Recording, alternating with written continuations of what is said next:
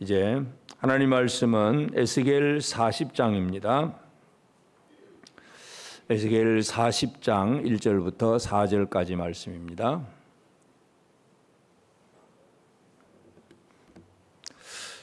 찾으셨으면 우리가 다 같이 함께 말씀을 같이 봉독하도록 하겠습니다. 에스겔 40장 1절부터 읽습니다. 시작. 우리가 사로잡힌 지 25째 해 성이 함락된 후 14째 해 첫째 달 10째 날에 곧 그날에 여호와의 권능이 내게 임하여 나를 데리고 이스라엘 땅으로 가시되 하나님의 이상 중에 나를 데리고 이스라엘 땅에 이르러 나를 매우 높은 산 위에 내려놓으시는데 거기에서 나무로 향하여 성읍 형상 같은 것이 있더라. 나를 데리시고 거기에 이르시니 모양이 녹같이 빛난 사람 하나가 손에 삼줄과 청량하는 장대를 가지고 문에 서 있더니 그 사람이 내게 이르되 인자야 내가 내게 보이는 그것을 눈으로 보고 귀로 들으며 내 마음으로 생각할지어다. 내가 이것을 내게 보이려고 이리로 데리고 왔나니 너는 본 것을 다 이스라엘 족속에게 전할지어다 하더라. 아멘. 아멘. 우리 하나님의 은혜가 우리 온 성도들에게 가득하기를 바랍니다.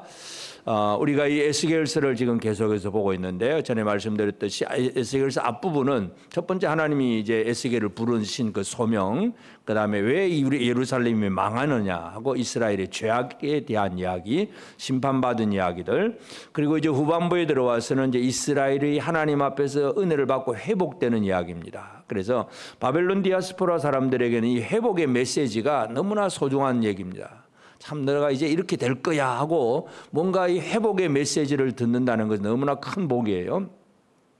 근데 회복의 메시지가 이제 여러 나라들을 다 물리치고 그리고 뭐 두바랑 고기 쳐들어와도 그들도 소용없고 그래서 완전한 승리를 이루어지고 이제 본격적으로 40장부터는 하늘에 있는 그 성전, 하늘 성전의 환상을 하나님께서 보여주십니다. 그래서 이 40장에 이제 하늘 성전의 환상을 보여주는 것은 사로잡힌 지 25째 해. 그러니까 에스겔이 바벨론으로 이제 포로가 되어 온 지 벌써 25년이 지났습니다. 또 예루살렘 성은 함락된 지는 14째, 14년이 지났고 그때에 정월 1일, 첫째 달 1월 1일, 1월 달 10일, 1월 10일, 첫째 달 10째 날 1월 10일에 하나님께서 이스라엘의 환상 중에 에스겔의 환상 중에 이스라엘 땅으로 데리고 가가지고 거기에서 높은 산 위에 놓아두는데 산에서 남쪽으로 성읍의 모양 같은 것을 이제 보여줍니다. 그러면서 녹같이 빛난 아주 빛이 나는 사람이 있었는데 이 사람이 삼줄과 청량하는 장대를 가지고 있습니다. 삼줄이라고 줄이 길잖아요. 우리가 건축하시는 분은 알겠지만 뭐 조그마한 짧은 걸 잴 때는 잣대를 가지고 되지만 긴 거는 잣대가 안 되잖아요. 줄자 가지고 돼야 되잖아요. 삼줄이 바로 줄자입니다. 줄자 그리고 청량하는 장대 이거는 이제 짧은 잣대. 이 삼줄과 청량하는 잣대를 가지고 이제 그것을 이제 에스겔에게 얘기를 합니다. 내가 내게 보이는 그것을 눈으로 보고 귀로 들으며 내 마음으로 생각할지어다. 내가 이것을 내게 보이려고 이리로 데리고 왔나니 너는 본 것을 다 이스라엘 족속에 전할지어다. 그래서 이 녹같이 빛난 사람이 에스겔에게 네가 보고 듣고 마음에 생각을 하고 그것을 전하라. 이제 이 얘기를 이제 첫 마디 서론입니다. 환상을 보여주기 전에 왜 환상을 보게 되느냐, 보게 되는 환상을 보는 목적이 무엇인가를 분명히 얘기를 합니다. 그래서 오늘 말씀의 제목이 보고 듣고 생각하고 전하라. 여러분은 뭘 보고 뭘 듣고 뭘 생각하고 뭘 전하고 사십니까? 우리 인생의 가장 중요한 문제, 하나님이 보여주시는 것을 봐야 되는데 사람은 자기가 보고 싶은 것만 봅니다. 그래서 뭐 어떤 사람의 뭐 예를 들어 크고 멋있고 아름답고 좋아 보이는 것들, 어떤 겉모습들 이것만 쳐다보려고 그러지 하나님이 보여주시는 것을 보려고 하지 않는 사람들이 참으로 많습니다. 듣는 것도 마찬가지. 내 귀에 쏙쏙 내가 듣고 싶은 소리만 들으려고 하지 내게 책망하는 말, 나를 진짜 바로 잡아주는 어떤 채찍질을 하는 말 그런 거 별로 듣고 싶지도 않아요. 그리고 생각도 안 해. 그러니 전할 말도 없어.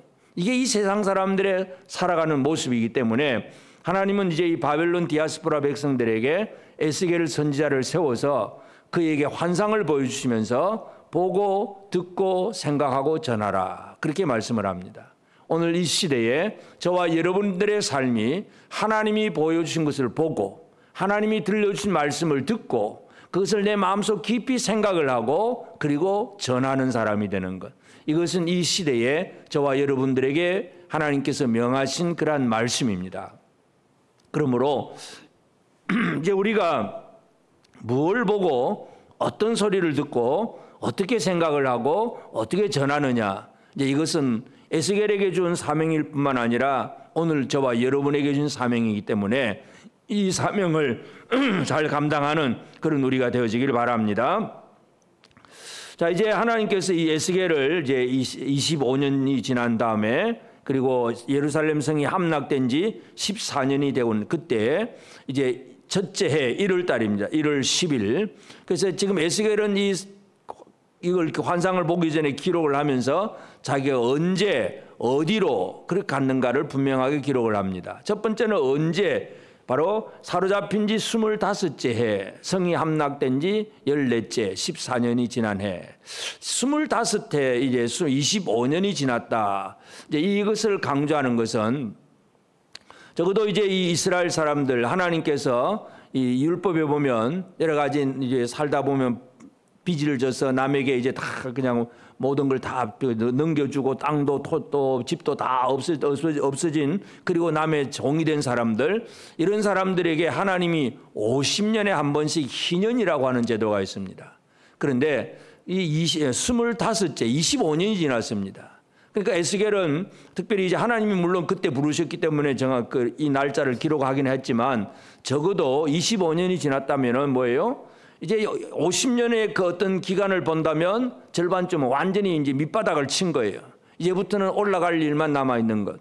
25년이 된다는 것은 이제는 올라갈 그러한 일만 남아 있다. 여전히 고생은 고생이에요. 완전한 회복까지는 아직 남아 있긴 하지만 그래도 이제 뭔가 소망을 품을 수 있는 그런 시점이 아닌가, 우리가 그렇게 이해를 할 수가 있습니다. 근데 이제 날짜도 정확하게 기록을 합니다. 1월 10일, 첫째 달 열째 날, 1월 10일.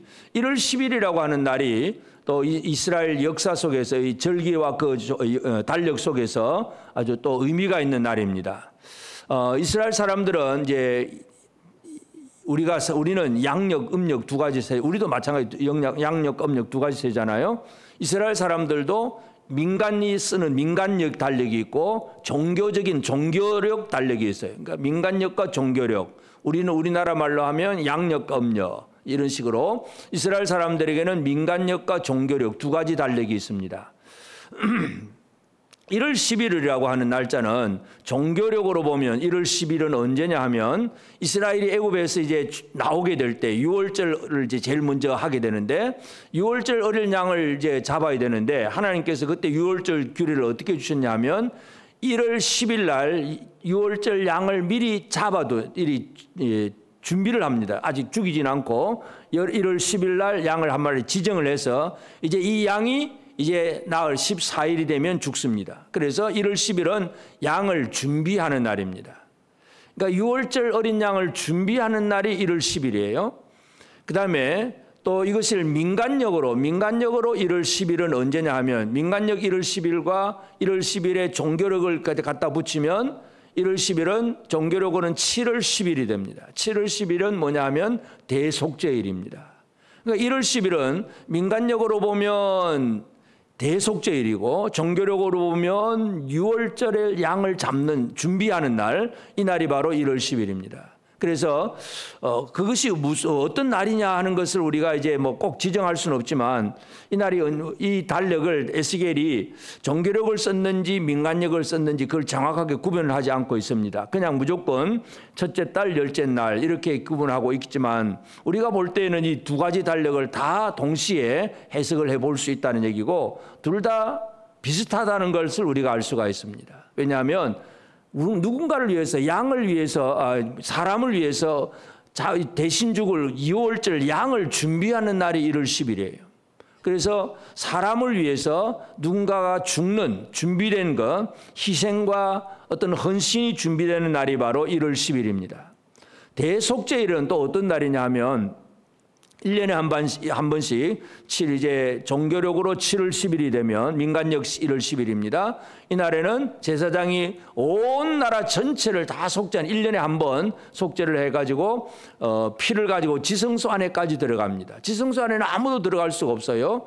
그런데 1년에 단 한 번 피를 가지고 지성소 안에 들어가서 피를 뿌리고 다시 한번 정결케 하는 의식을 행하고, 그다음 염소를 2마리를 잡는데 그래 한 마리는 피를 흘려서 그렇게 죽고 한 마리는 이 아사셀 염소라고 해가지고 이 염소는 저 멀리 광야로 갑니다. 저 광야로 가가지고 그 광야에서 이제 그냥 절벽에 떨어뜨려 버립니다. 그러면 이 아사셀 염소는 뭐냐면 사람들의 모든 죄를 다 자기가 짊어지고 나가서 죽는 거예요. 아사셀 염소, 유월절 어린 양 둘 다 누군가를 위해서, 사람을 위해서 희생당하고 죽는 바로 그런 의미가 있다는 걸 알 수가 있습니다. 그래서 1월 10일이라고 하는 날짜는 민간력으로 봐도 그렇고 종교력으로 봐도 그렇고 유월절 어린 양이 아니면 아사셀 염소가 또 광야로 나가는 그날로 우리가 이해를 할 수가 있어요. 그래서 지금 이 하늘의 환상, 성전의 환상을 보여주는데 그 환상을 보여주는 날짜를 왜 이렇게 얘기하시느냐, 이렇게 기록을 한 목적, 그건 바로 그 모든 성전이 이제 우리가 앞으로 보게 되면 아주 크고 화려하고 진짜 웅장한 그런 성전이에요. 근데 그 성전의 배경이 뭐냐요? 그 성전. 그 성전이 세워질 수 있는 밑바탕이 뭐냐고요. 그 밑바탕 배경이 바로 유월절 어린 양, 아사셀 염소. 결국 예수 그리스도의 희생과 사랑, 죽으심, 이것이 모든 환상의 배경이고 근본입니다. 예수 그리스도가 없이는 그 환상이 이루어지지 않을 것을 우리는 이해할 수 있습니다. 고린도전서 5장 7절에 보면 너희는 누룩 없는 자인데 새 덩어리가 되기 위하여 묵은 누룩을 내버리라. 우리의 유월절 양 곧 그리스도께서 희생되셨느니라. 사도 바울이 고린도 교회 신약 성도들에게 그런 얘기를 하는 거예요. 우리의 유월절 양 그리스도께서 희생되셨다. 그래서 물론 그 시대에도 유월절을 지키기 위해서 양도 잡고 요즘까지도 유대인들은 유월절 양을 잡긴 하지만 사도 바울은 교회를 향해서 편지하면서 우리의 유월절 양은 그 어떤 동물이 아니라 우리의 유월절 양 곧 그리스도께서 희생되셨느니라, 그렇게 얘기를 합니다. 그래서 유월절 양 아니면 또 아사셀 염소도 마찬가지 다 우리를 위해서 희생하고 죽는 그 예수 그리스도를 보여주는 것이 바로 그 절기예요. 날짜들. 그래서 1월 10일 첫째 달 열째 날, 이 날짜가 아주 의미가 있는 그런 날짜라고 하는 것을 우리가 알 수가 있습니다. 그래서 하여튼 이제 앞으로 나타날 이 여러 하늘 성전의 그 놀라운 환상, 그 환상은 어느 터 위에 서 있느냐, 어느 배경에 근본적이냐 하면 예수 그리스도의 십자가와 죽으심, 희생과 죽음, 이것을 통해서 그 모든 영광스러운 환상이 나타난다는 것을 우리는 기억을 해야 됩니다. 그 다음에 또 우리는 이 에스겔은 뭘 기록하냐면 자기가 이제 이끌려서 같은 장소를 기록을 합니다. 시간적으로는 그 날짜를 기록하고 이제 공간적으로는 장소를 기록하죠. 하나님 이상 중에 나를 데리고 이르시는데 이스라엘 땅에 이르는 매우 높은 산 위에 내려놓았다. 이스라엘 땅 매우 높은 산. 그런데 거기에는 나무를 향하여 성읍 형상 같은 것이 있더라. 그런 얘기를 합니다. 그래서 매우 높은 산이라고 하는 것은 우리가 이제 해석을 할 때 바로 이제 그 높은 산 할 때 시온산을 얘기합니다. 시온산은 실제로 이제 지리적으로 가보면 그렇게 높은 산은 아니에요. 예루살렘 시온산이 있고 주변에 또 산들이 많이 둘러 있어요. 그렇게 높은 산이 아니에요. 네팔에 가보니까 진짜 산이에요. 산밖에 안 보이는 것 같아요. 물론 이제 남쪽으로 내려가면 평야가 있긴 한데 평야 지대로 가서 이제 헌당식을 하려고 가가지고 이제 참 가는 길이 그런데 하여튼 한 100km를 가도 한 6시간 가야 됩니다. 차 타고. 우리나라 개념으로는 시간을 개념을 말을 할 수 몇 시간 걸려요. 그러면 묻지 마세요. 그럽니다. 하다 보면 2차선밖에 없는 2차선인데 그 2차선에 트럭들이 인도에서 전부 네팔로 이제 물자들을 다 수송하기 때문에 큰 트럭들이 엄청나게 많이 다녀요. 그 2차선 딱 2차선에 이제 여러분 이제 옆에서 공사를 좀 하긴 해도 막 오히려 더 막히기도 하고 길도 완전히 이제 포장이 안 돼 있기 때문에 가면 가서 계속 길 막 차가 가도 이렇게 흔들리면서 가는 길이고 2차선밖에 안 되니까 줄줄줄 그냥 앞에 트럭이 높은 곳에 올라가는데 천천히 가면 겨우겨우 따라갈 수밖에 없어요. 따라갈 수밖에 없고 그다음에 또 뭐 추월하려고 나갔다가 또 저쪽에서 추월하고 그냥 오는 거 부딪히면 그것 때문에 또 해소하느라고 20-30분 동안 막 낑낑거리다가 가니까 한 100km를 가는데 6시간, 7시간 가야 겨우 갈 수가 있습니다. 그래서 카트만두에서 그 지역까지 한 그리 가고 그다음에 거기서 이제 산지 교회를 가는데 산지 교회가 이제 높이를 물어보니까 한 1200고지라다 그러더라고요. 1200고지. 그러니까 쉽게 말해서 그 바탕에서 1200고지까지를 높이를 차 타고 올라가는 거예요. 집차를 타고 그 높은 산은 우리나라 산은 그렇게 조금 이렇게 삼각형으로 보이는데 네팔 산은 거의 직각 같아요. 직각 막 45도 이상.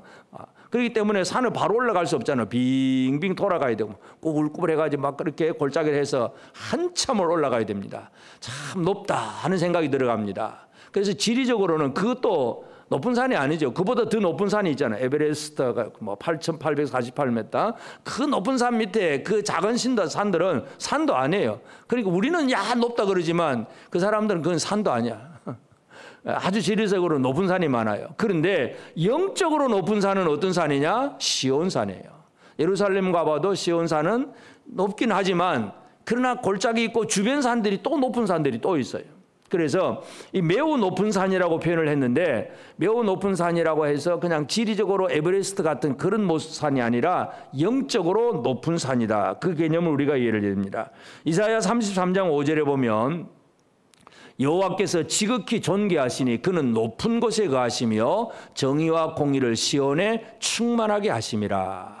여호와는 높은 손의 산, 높은 곳에 거하시며 그래서 이 시온산에 대한 이야기, 예루살렘 성전이 바로 높다는 것을 강조하고 그러면서 이제 3절 말씀 보면 나를 데리시고 거기에 이르시니 거기라고 이렇게 표현합니다.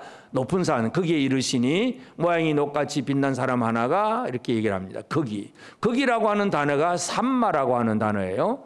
그러니까 이제 40장부터 이제 마지막 끝까지 48장까지 이 성전 환상에 대한 이야기를 하는데 처음에 하나님께서 이제 제일 그 에스겔에게 먼저 보여주는 그를 데리고 간 곳이 어디냐 하면 거기가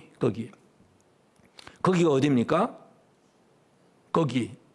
여러분 우리가 거기 하면 우리가 예를 들어서 둘이 어디 갔다 왔어요. 예를 들어 제가 갔다 왔어요. 그래서 제가 이제 지난주에 네팔 갔다 왔으니까 우리 갔다 온 사람들끼리 얘기를 합니다. 거기 어때? 그러면 딱 머리에 뜨는 생각이 어디예요? 우리 둘이 같이 공통적으로 갔던 그곳. 그걸 바로 머리에 떠오릅니다. 뭐 우리가 뭐 부산 갔다 왔나 서울 갔다 왔나 그 얘기가 아니라 그 네팔이 어땠냐 이제 거기 어땠지 이제 이런 뭔가 거기라는 단어만 써도 서로 통하는 게 있잖아요. 여러분 하나님이 거기 그러면 여러분의 거기가 어디예요? 여러분의 거기는 어디십니까? 우리 전라도 방언에 거시기한데 거시기라는 말이 통하는 사람은 아는 사람들끼리만 통하는 거죠. 남들은 몰라요. 하나님께서 거기 두셨다. 거기. 그것이 이제 마지막 48장 35절에 보면 그 사방의 학교는 18,000척이라 그날 이후로는 그 성읍의 이름을 여호와 삼마라 하리라. 여호와 삼마. 여호와께서 거기 계신다. 그러니까 환상 전체가 뭐냐 하면 삼마. 거기 계신데 여호와 삼마다. 그 성읍의 이름이 여호와 삼마다. 그래서 하나님께서 지금 이스라엘 백성들에게 그 에스겔을 통해서 보여주시는 것을 하는 것은 뭐냐 하면 거기를 보여주십니다. 거기가 보이십니까 여러분? 여러분의 거기가 어디십니까? 여러분 뭐 하려고 신앙생활하고 가세요? 신앙생활하고 가세요? 하고 계세요? 거기 가려고. 거기가 지옥이에요? 천국이에요? 천국이지 당연히. 근데 이제 그걸 거기라고 표현합니다. 그래서 이제 여호와께서 이스라엘을 회복시키기 위해서 성전의 환상을 보여주는데 이 에스겔 선지자를 이제 거기에 데리고 가셨다. 삼마에 데리고 가셨다. 거기 데려가셨는데 결국은 이 환상의 마지막 결론이 여호와 삼마예요. 여호와께서 거기 계신다. 오늘 우리가 나는 어디에 살고 있느냐 또는 어디를 바라보고 사는 사람이냐 이것이 우리에게 너무나 중요합니다. 거기에 살고 계십니까? 엉뚱한 곳에 살고 계십니까? 하나님이 거하시는 그곳에서 거하고 계십니까?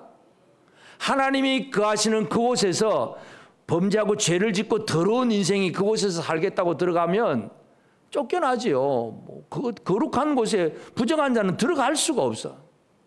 거기에 살려고 한다는 것은 바로 그곳에 맞는 삶을 살아내야 돼요. 하여튼 에스겔은 이 환상을 시작을 하면서 1월 10일이라고 하는 날짜를 정하고 그 다음에 거기 산마 거기라고 하는 그것을 강조를 합니다. 장소를 강조를 하고 있습니다. 그래서 하나님 백성들에게는 거기가 참 중요합니다. 그러면서 거기에서 이제 에스겔이 듣는 말은 이제 녹같이 빛난 사람이 나와서 삼줄과 청량하는 장대를 가지고 이제 뭔가 잴 거예요. 그래서 뭐 성전의 뭐 두께가 어떻고 높이는 어떻고 뭐 크기가 어떻고 계속 재어가면서 이제 얘기를 할 건데 그걸 잘 보고 듣고 생각하고 전하라. 이것이 이제 이 에스겔이 받은 사명이에요. 그래서 에스겔은 이 녹같이 빛난 사람의 그 모든 하는 것들을 이제 보고 듣게 됩니다. 오늘 우리가 무엇에 대한 관심을 가져야 되느냐, 이제 우리에게 참 중요한 문제입니다. 여러분이 무엇에 대한 관심을 가지고 살고 계십니까? 오늘 우리가 예배당에 왔다. 어떤 관심입니까? 은혜 받을 관심입니까? 교회 가서 내가 아무개 집사 꼭 할 말이 있는데 그 집사 만나야 돼 하고 그 사람 만나러 교회 오셨습니까? 친구 만나러 교회 왔습니까? 하나님 앞에 예배하러 왔습니까? 오늘 우리가 뭔가 이 목적이 다르면 보는 것, 듣는 것 전부 다 다르게 될 수 있어요. 같이 몸은 여기 앉아 있어도 뭘 보고 뭘 듣느냐가 다 다를 수가 있습니다. 그래서 이제 에스겔 선지자는 집중을 했는데 여기 보면 생각하라고 했는데 생각하라는 단어가 뭐냐 하면 마음에 담아두라는 거예요. 마음에 담아두라. 그냥 머릿속으로 머리 굴리지 말고 마음속 깊이 생각하라. 마음속 깊이. 하나님의 말씀, 하나님이 보여주시는 것을 정보를 얻는 지식 전달, 공부하듯이 머릿속에만 깨닫는 그런 생각이 아니라 마음속 깊숙하게 하나님이 이런 하나님이구나. 하나님이 나에게 이렇게 말씀하셨구나. 깊이 깨닫는 이게 바로 생각하라는 얘기입니다. 여러분 우리 생각 좀 하고 사시길 바랍니다. 예수 믿는 거 그냥 교회만 다니는 거 아니에요. 생각하며 다녀야 돼요. 생각. 하나님의 모든 말씀을 내 마음속 깊숙이 받아들이면서 내가 이렇게 살아야 되는구나. 하나님이 나에게 이렇게 말씀하셨구나. 뭔가가 이제 생각하는 것이 중요하고 그리고 생각했으면 그 다음에 전하는 것이 중요합니다. 신명기 4장 9절에 보면 오직 너는 스스로 상가며 내 마음을 힘써 지키라. 마음을 힘써 지키라 그래서요. 그리하여 내가 눈으로 본 그 일을 잊어버리지 말라. 본 거 잊어버리지 말고 내가 생존하는 날 동안에 그 일들이 내 마음에서 떠나지 않도록 조심하라. 마음에서 떠나지 않도록 조심해라. 너는 그 일들을 내 아들들과 내 손자들에게 알게 하라. 모세도 이제 그 신명기 설교를 하면서 이스라엘 백성들에게 바로 이런 얘기를 합니다. 그래서 이스라엘 백성들은 애굽에서 출발해서 홍해를 건너왔고 광야에서 하나님께서 매일 만나를 내리시고 그리고 반석에서 물이 나오는 걸 마셨고 그리고 하나님이 또 고기 한 번 주시면 메추라기가 막 날아와서 그냥 스스로 잡혀서 고기도 실컷 배불리 먹고 잘 먹고 잘 살았어요. 그러나 하나님의 말씀을 어기니까 어떻게 됩니까? 안 믿으니까 어기니까 광야에서 다 죽는 거예요. 이 모든 것, 복도 주고 벌도 주신 그 하나님을 진짜 마음에 힘써 지키라. 마음에 두고 절대 잊어버리지 마라. 이게 바로 모세가 이스라엘 백성들에게 하는 얘기예요. 이게 지금 에스겔에게 주는 말씀도 똑같아요. 보고 듣고 생각하고 그리고 전하라. 그래서 여기 보면 이제 에스겔은 이 마지막 환상을 보면서 첫 번째 날짜 1월 10일 그리고 장소 거기 시온산 그리고 복음의 말씀 환상의 계시를 받고 보고 들어서 또 다른 사람에게 전해야 될 전달자의 역할 이런 것들을 기록을 하고 있습니다. 그래서 이제 이러한 일들은 지금도 마찬가지입니다. 에스겔 시대뿐만 아니라 지금도 우리도 하나님께서 주신 것들을 보고 듣고 생각하고 또 전달하는 것 이것은 에스겔뿐만 아니라 저와 여러분들도 해야 될 일입니다. 그래서 우리에게 또 어떤 계시를 주셨느냐 예수 그리스도께서 이 하나님의 계시가 우리에게 전달되게 하는 과정에서 예수님은 뭘 하셨는가를 우리가 다시 한번 잘 마음속 깊이 생각을 해야 합니다. 첫째로 예수님도 마찬가지 어떤 때 날짜에 대해서 분명하게 하나님이 정하신 때에 맞는 그런 일들을 이루신다는 걸 우리가 먼저 기억을 해야 됩니다. 그래서 물론 예수님께서 뭐 몇 년, 몇 월, 며칠 이렇게 날짜를 정하지는 않았지만 하나님이 정하신 때에 이 땅에 내려오셨다는 것. 갈라디아서 4장 4절에 보면 때가 참에 하나님이 그 아들을 보내사 여자에게서 나게 하시고 율법 아래 나게 하신 것은 때가 찼다. 하나님이 정하신 때에 맞추어서 하나님의 아들이 이 땅에 내려오시는 거예요. 그래서 이 모든 때를 이루시는데 예수님 스스로도 그렇게 선포를 합니다. 마가복음 1장 14절 15절 보면 요한이 잡힌 후 예수께서 갈릴리에 오셔서 하나님의 백성을 전파하며 이르시되 때가 찼고 하나님의 나라가 가까이 왔으니 회개하고 복음을 믿으라. 때가 찼다. 이제는 멸망의 때, 심판의 때가 찬 거예요. 그렇기 때문에 하나님의 나라가 가까이 왔기 때문에 죄를 회개하고 복음을 믿으라. 이것이 하나님의 때에 살아남는 방법이에요.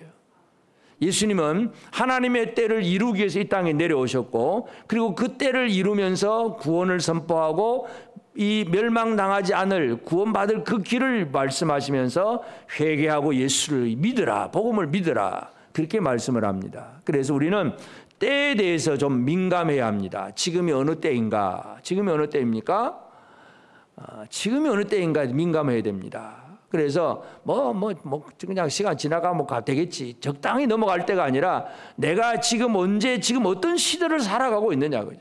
주님 지금 당장이라도 오시면 지금 내 삶을 가지고 주님을 기쁨으로 영접할 수 있을까?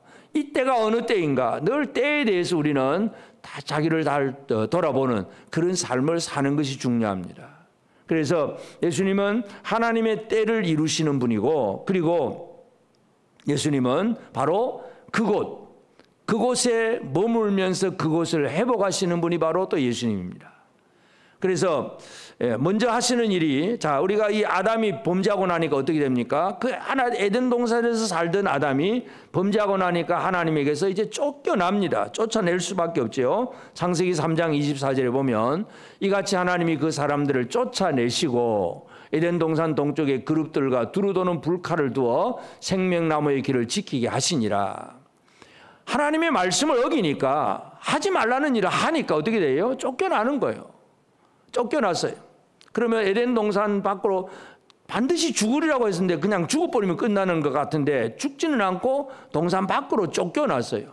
죽음보다 더 못한 것이 바로 하나님에게서 쫓겨나는 일입니다. 하나님이 나의 기도를 듣지 않으시고 하나님 앞에 주여 주여 아무리 불러도 소용없는 거, 하나님 앞에 쫓겨난 인생들, 범죄하고 쫓겨난 인생들은 아무리 교회를 다녀도 소용이 없습니다. 열심히 주여 그렇게 불러봐도 소용이 없어요. 쫓겨난 인생들은. 그래서 아담은 이제 범죄하고 나서 에덴 동산 밖으로 쫓겨나고 생명나무의 길을 두루도노 화염과 불칼로 이제 지키기 때문에 그룹들이 천사들이 지키기 때문에 들어갈 수가 없어요. 그래서 예수님께서 어떻게 하셨습니까? 쫓겨난 인생들에게로 내려오셨다는 것, 찾아오셨다는 사실, 우리가 이것을 이해를 해야 됩니다. 예수 그리스도는 죄인이 하나님 앞에 나갈 수 없게 되었을 때에 쫓겨난 사람이 있는 그곳으로 들어오신 분이 바로 예수님이에요. 거기로 오셨어요.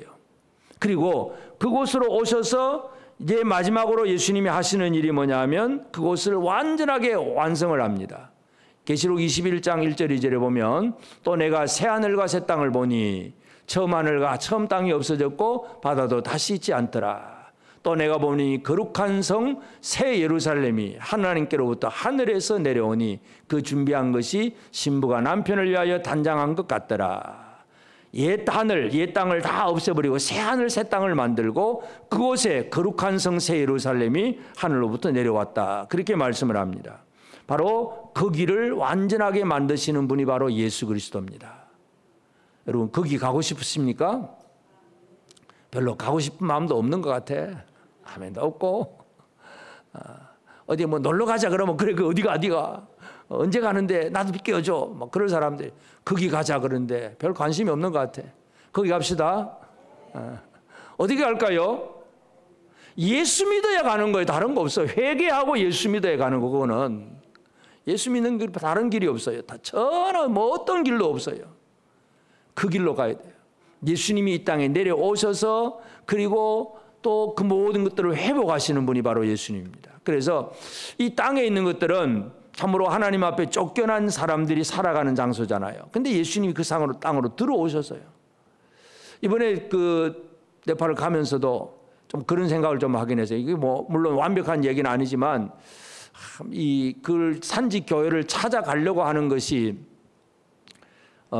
쉽게 말해서 하루는 이제 비행기 타고 네팔로 가야 되고, 그 다음에 저녁에 자고, 또 그 다음에 일어나서 하루는 또 이제 차 타고 그 산지가 있는 입구에 있는 마을 교회, 그 마을로 이제 가는 그것도 하루를 가야 되고, 그 다음에 이제 아침 일찍 그 도착을 해가지고 거기서 이제 집차를 이제 산악용 집차죠. 그러니까 좋은 차가 아니에요.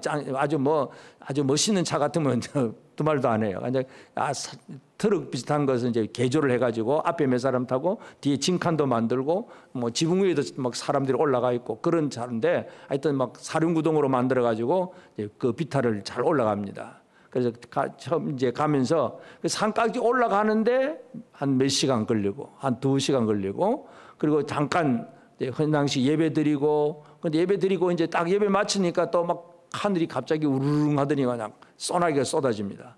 빨리 가야 된다. 그래서 그날 염소 잡아놓고 다 먹으려고 하다가 그냥 한 점 접어먹고 이제 바로 또 내려옵니다. 내려오는데 벌써 그냥 그 돌이 있는 그 길은 그래도 이제 경사로도 괜찮잖아요. 진흙 구간이죠, 진흙 구간. 이 진흙 구간은 이 차가 오르락 내려가는데 올라갈 수가 없는 거예요.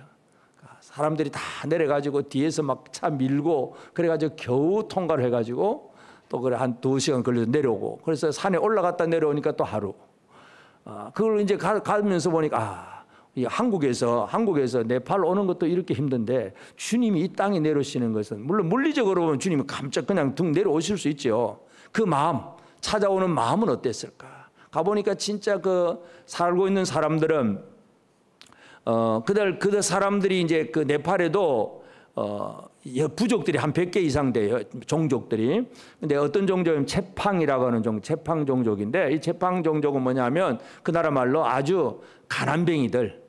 그러니까 이 신분이 인도나 그런 지역들은 카스트 제도가 있어가지고 아주 브라만 계급이라든지 밑에 뭐 수드라가 또 그냥 이 천민 계급들, 불가촉 천민. 불가촉이 뭐냐면 접촉도 안 한다는 얘기죠. 같이 악수도 안 하고 만나지도 않는 그런 불가촉 천민들. 그러니까 제팡족은 불가촉 천민이었어요.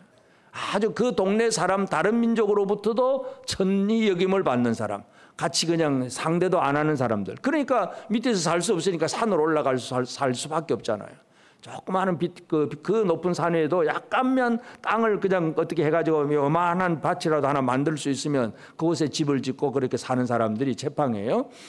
그래도 그 나라 왕이 이제 지금은 이제 왕정이 아니지만 옛날에 왕이 이제 있다가 그래도 너무하다 싶어가지고 이름은 바꿔줬어요. 뿌라자, 너는 백성들이다.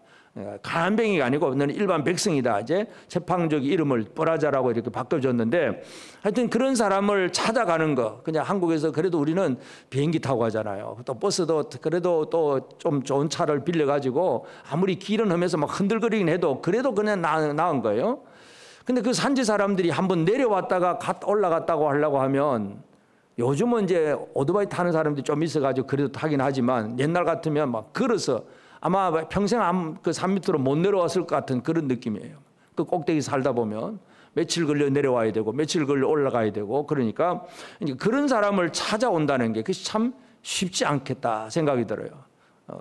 그래도 오늘 뭐 2, 3일 걸리긴 해도 그래도 그 사람들을 찾아가는데, 그 사람들이 한국으로 찾아 나온다는 건 언감생심이죠. 꿈도 못 꾸고 있습니다. 마음은 물론 꿈은 꾸겠죠.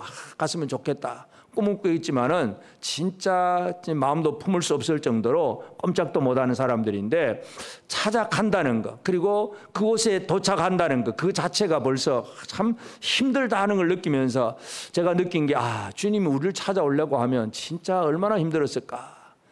뭔가 길이 험하고 그게 아니에요. 하나님의 하늘 보좌 영광을 다 버리고 진짜 비천한 인간의 몸으로 태어나는 그 자체, 그것이 진짜 주님의 내려오심인데, 참 그게 얼마나 힘들었을까. 그게 아주 절실히 느껴지더라고요. 그래서 하여튼 예수 그리스도는 우리 가운데 오셔서 그리고 우리를 이곳을 회복시키시는 분이다. 예수가 아니면 회복이 될 수가 없다는 걸 우리가 기억을 해야 됩니다.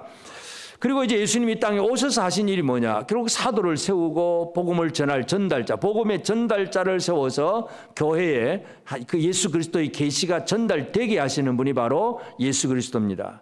요한계시록 1장 1절에 보면 예수 그리스도의 계시라, 이는 하나님이 그에게 주사 반드시 속히 일어날 일들을 그 종들에게 보이시려고 그의 천사를 그 종 요한에게 보내어 알게 하신 것이라. 예수 그리스도의 계시를 하나님이 그에게 주셨습니다. 하나님 아버지가 아들에게 주셨고, 그리고 그 아들을 그 아들이 주신 그 계시를 종들에게 보이려고 천사를 요한에게 보내고, 그리고 요한은 그 계시를 받아서 7교회에다가 편지를 쓰고, 하나님의 계시가 아들과 천사와 또 사도와 교회까지 쭉 연결되게 하시는 분, 바로 그것이 바로 예수 그리스도께서 하시는 일이라는 것을 우리가 알 수가 있습니다. 그래서 이 황제가 요한을 죽이려고 해도 요한이 안 죽습니다. 끓는 물에 그냥 끓는 기름가마에 던졌는데도 요한이 안 죽고 하니까 할 수 없이 밤모섬에 귀향을 보냈다고 하는 그런 전설이 있습니다. 그만큼 예수님은 이 복음의 전달이 필요하니까, 계시의 전달자가 필요하니까, 그를 다른 사도들은 다 순교를 당했는데 요한은 순교를 당하지 않고 살아서 계시를 보게 됩니다. 받고 전하는 그 일이 중요하기 때문에, 그래서 예수 그리스도는 이제 그 교회에, 환난당하는 교회의 위로가 되고 소망이 되고 힘이 됩니다. 그래서 에스겔의 역할도 마찬가지예요. 지금 보고 듣고 생각한 걸 전하면 그 바벨론 디아스포라 사람들은 이 계시를 보고 위로도 얻고 힘도 얻게 된다는 것을 우리가 알 수가 있습니다. 그래서 이제 오늘 우리는 이와 같이 예수 그리스도로 말미암아 사도 요한에게 계시가 전달되고, 요한에게 전달된 계시가 오늘 우리 교회에 지금까지 전달되어 왔습니다. 그러므로 이제 오늘 우리도 하나님의 계시를 보고 듣고 생각하고 전달하는 이 사명을 우리가 제대로 감당을 해야 합니다. 그래서 제일 첫 번째 우리가 해야 될 일은 뭐냐 하면, 때에 대해서, 지금이 어느 때인가, 이것에 대해서 우리가 깨어있는 우리가 되어지기를 바랍니다. 여러분, 지금은 어느 때입니까? 지금은 어느 때입니까? 우리가 어떤 시간적인 우리가 시간을 얘기할 때 크로노스와 카이로스 이 두 가지로 얘기를 하잖아요. 그래서 그냥 며칠 몇 시 이거 하고, 그다음에 지금이 어느 때인가 하는 때 개념이 있는가 하고 이 시간의 개념이 다르잖아요. 그래서 오늘 우리는 하나님이 지금 이 때를, 지금 이 시간이 나에게 있어서는 어느 때인가, 이것을 아는 것이 중요합니다. 일을 해야 될 일꾼이 아침에 그냥 잠자고 안 일어납니다. 그 사람은 어떻게 됩니까? 악하고 게으른 종이 되는 거예요. 지금 누워서 시간 몇 시지 아무리 시간 알아봐야 소용이 없어. 자기가 그 시간에 맞는 삶을 살아내는 것이 중요합니다. 학생들이 학교에 다닙니다. 뭐 하러 다닙니까? 공부하러 다니잖아요. 그런데 공부는 해야 되는데 공부 안 하고 엉뚱한 짓 하고 있습니다. 그러면 어떻게 돼요? 때를 모르는 거예요. 지금이 어느 때인가를 모르는 거예요. 지금이 뭘 해야 될 때를 알고 살아가는 거, 이게 가장 중요합니다. 이 마지막 때를 사도 요한이 뭐라고 표현하느냐 하면, 요한일서 2장 18절에 아이들아 지금은 마지막 때라. 지금 마지막 때다. 적그리스도가 오리라는 말을 너희가 들은 것과 같이 지금도 많은 적그리스도가 일어났으니 그러므로 우리가 마지막 때인 줄 아노라. 사도 요한이 요한일서 편지를 보내면서 지금이 마지막 때다. 지금 우리는 이 종말에 지금 살고 있는 거예요.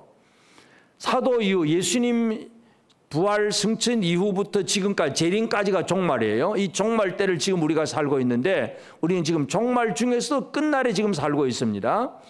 이 마지막 때의 특징이 뭐냐? 적그리스도가 온다. 적그리스도. 마지막 때의 특징은 적그리스도입니다. 적그리스도가 등장을 해가지고 결국 적그리스도라는 말 자체가 뭐예요? 그리스도의 대적이에요. 그 예수 그리스도를 대적하는 적그리스도, 사탄의 존재가 있고 적그리스도가 있어서 예수를 믿는 사람들을 계속해서 대적을 합니다. 이 대적이라는 게 두 가지잖아요. 늘 말씀드린 두 가지.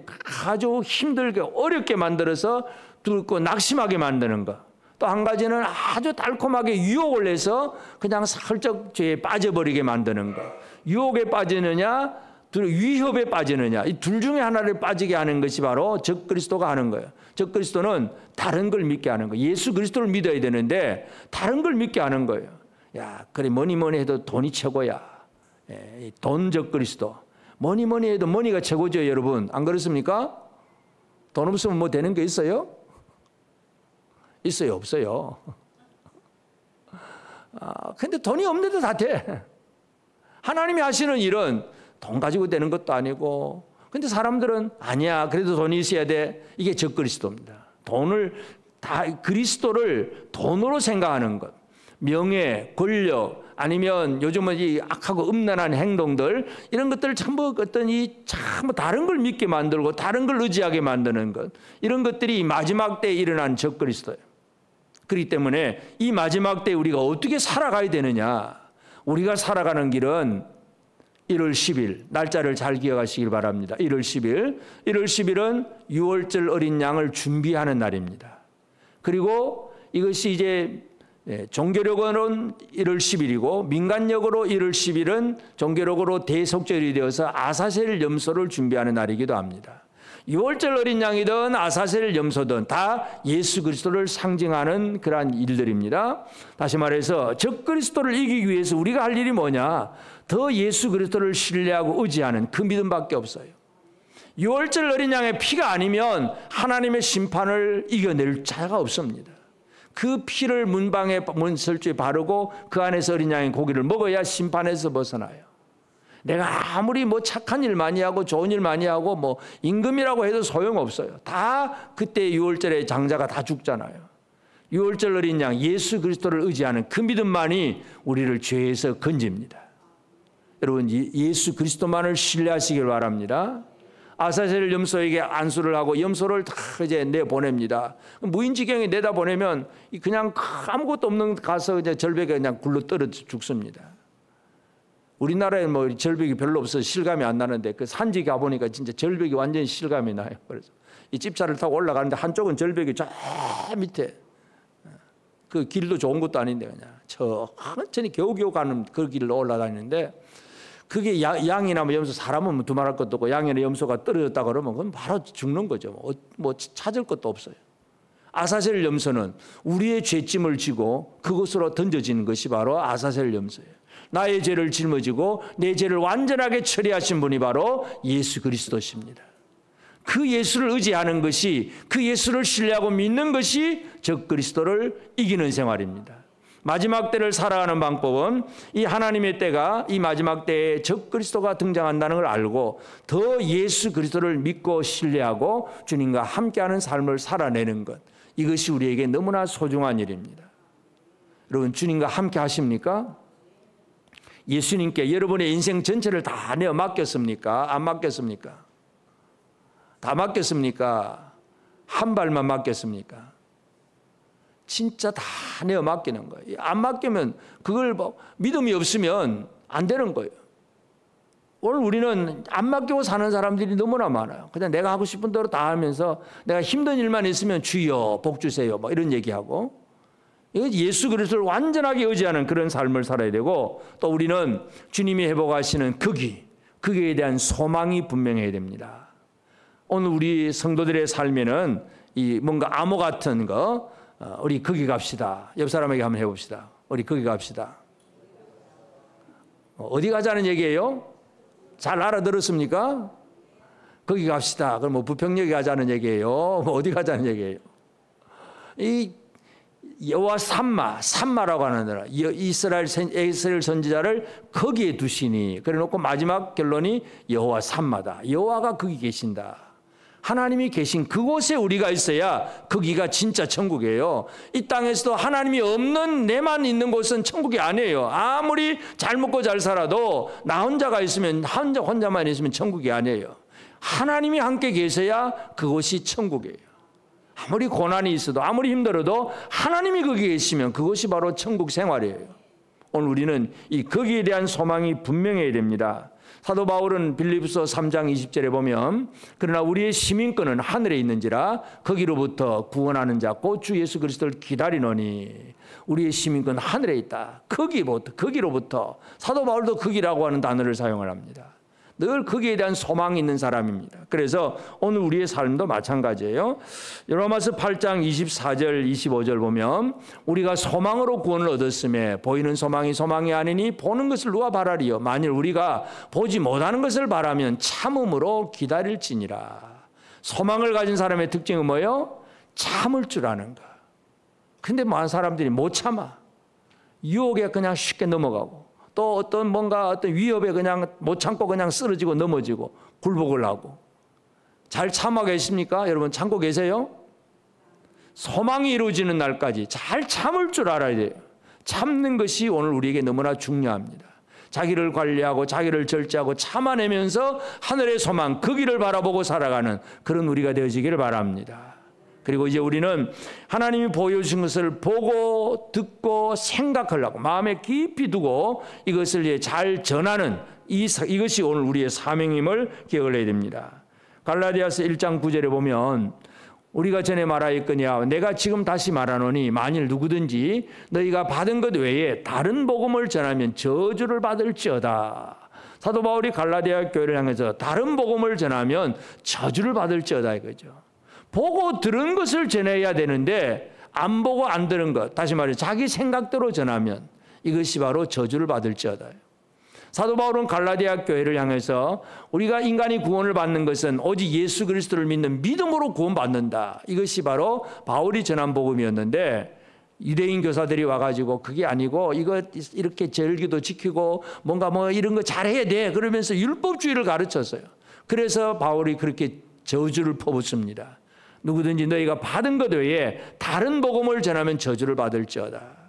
잘 받아야 됩니다. 그리고 잘 받는 것은 내 마음속에 깊이 받아들여야 돼요. 하나님이 보게 하신 것, 듣게 하신 것, 이것을 잘 받아들이는 이 복음이 준비된 우리가 되고 그래서 이 복음을 다른 사람에게 전달하는 것, 하나님이 원하시는 삶이 바로 이것입니다.